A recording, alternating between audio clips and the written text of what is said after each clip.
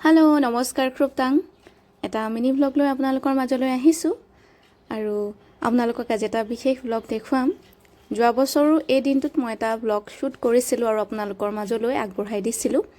আজি মোৰ স্কুলৰ দিনৰ এগৰাকী বান্ধৱীৰ জন্মদিন। আচলতে মোৰ বহুত এগালমান বন্ধু বান্ধৱ নাই, কিন্তু যিকেইটা আছে লিমিটেড, আৰু এইজনী নিশিতাক লৈ মই আৰু মোৰ হাজবেণ্ড আমি গৈছিলোঁ মোৰ বান্ধৱীগৰাকীৰ ঘৰলৈ।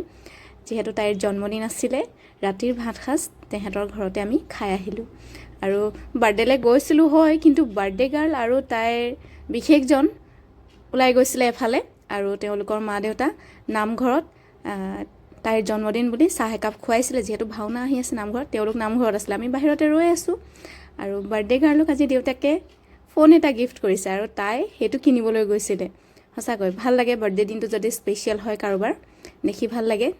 আৰু ইয়াত পালেহি আহি আমি এতিয়া ধুনীয়াকৈ তেহেঁতৰ ঘৰত সোমাম, আৰু আজিৰ দিনটো বহুত ধুনীয়াকৈ পাৰ হৈ গ'ল। আৰু সঁচাকৈ ভাল লাগে যেতিয়া নিজৰ বন্ধু বান্ধৱ লগ পাওঁ।